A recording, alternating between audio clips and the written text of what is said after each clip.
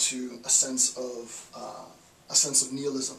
I want to read notes 36 and 37 in the text to talk about this a little bit. So, and I spelled it out. Okay, let me erase this and then I'll begin. What's going on with my flag?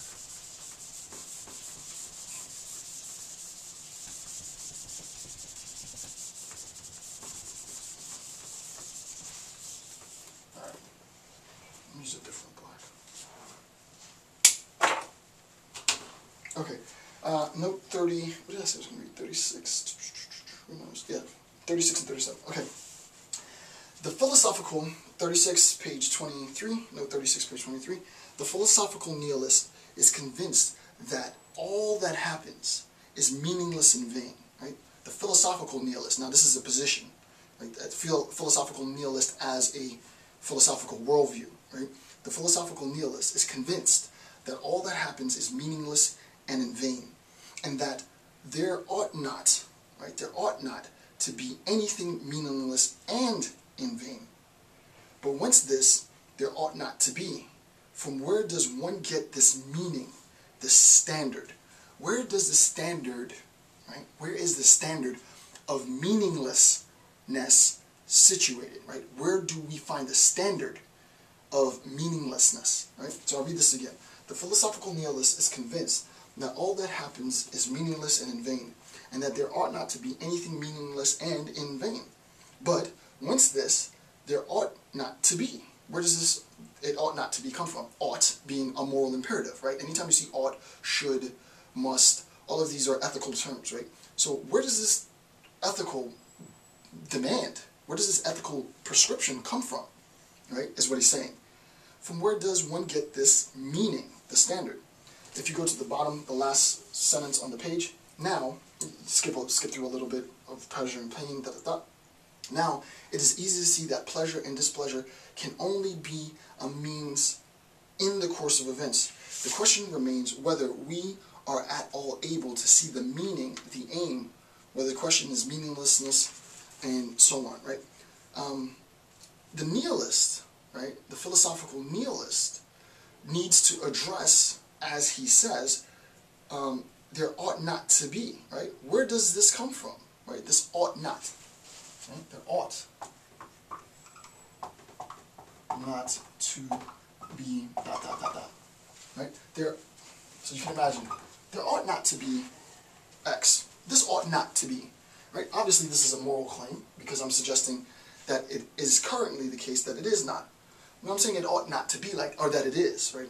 I'm suggesting that it is currently the case, but it ought not to be the case, with some future prescriptive state of affairs. In the middle of 36, at bottom, the nihilist thinks that the sight of such a bleak, useless existence makes a philosopher feel dissatisfied, bleak, desperate. Such an insight goes against our finer sensibilities as philosophers. It amounts to the absurd valuation. To have any right to be, the character of existence would have to give the philosopher pleasure. To have any right to existence, right, means that it ought not to be the case that if you're a hedonist, embrace pain, or if you're a masochist, that I recognize pleasure. It ought not to be, right? What we recognize is this ought not to be, this idea that here's the is, and here's the ought. If it is the case, T1, it is the case at T1 that, some state of affairs manifests, and I'm saying it should be, it ought not to be the case that this exists, then what I'm doing is I'm sort of, in a sense, I'm projecting to some future time. I'm projecting to some future time. In the future, it ought not to be like that. As I said in the last section, it doesn't have to be as powerful as a sense of awe. But what ends up happening is I lose my ability to recognize my place and the significance and the role of my existence at this particular time, because I'm perpetually fixated on what it ought to be like. It ought not to be like this, Back in my day, not only Nietzsche, but Jose Ortega y Gasset, he annihilates this concept. right? This golden era perpetual back-gazing, right? Or this sort of futurist, conception that it'll be better in the, that when this otherwise not yet to be realized state of affairs comes into existence, it will be a grand day, right? People who are really good orators can you can move and control people with this language, right? It ought not to be like it is today. The point is, it is like it is today, right? This sounds sort of trite, but it is like it is today, because it is the way that it is. This is what it is, right? If you say it ought not to be, then you immediately, here's very important, this is not necessarily Nietzsche, this is an application of this concept though. If you say that it ought not to be the way that it is, you should recognize that you are positing, and this is sort of positing, you are positing a hypothetical future state of affairs, right, where this has manifested, the ought not to be has manifested, right? It's no longer like it used to be.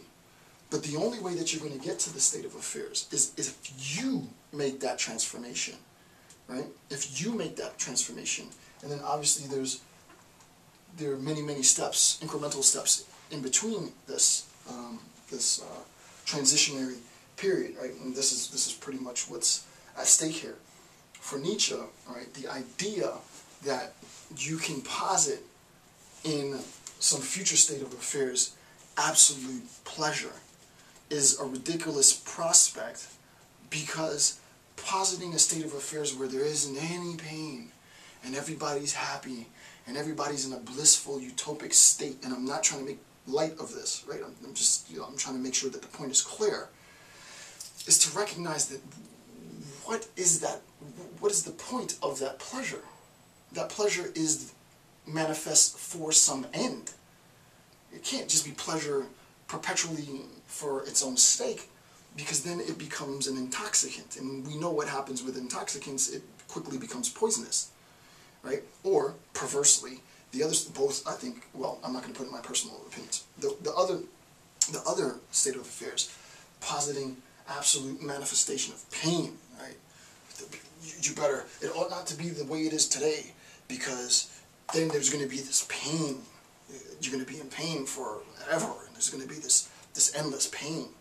Well, if I posit that idea of just a phenomenal, endless manifestation of perpetual pain, the fear and the anxiety, right, the angst that's going to manifest in my life today because of this state of affairs of perpetual, infinite pain, is again going to immobilize me, right? So if I'm thinking of absolute bliss, or I'm thinking of absolute pleasure, it collapses. The system collapses in on itself. Why?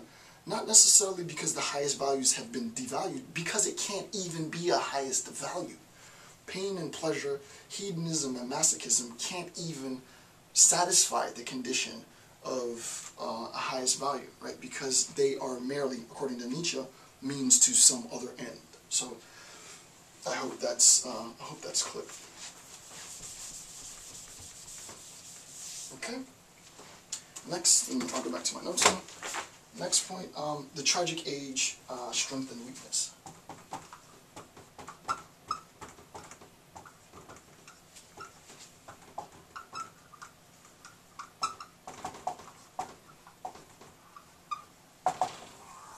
The tragic age, strength and weakness. First, the weak perish of it. The tragic age, strength and weakness. The weak perish. I mean, that's just obvious, right? That's also a great shirt, right? The weak perish, right? The weak perish. The weak perish. I'm going to try and find,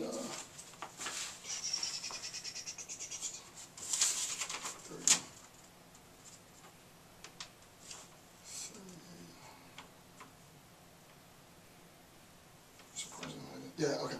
This is note 37, page 24.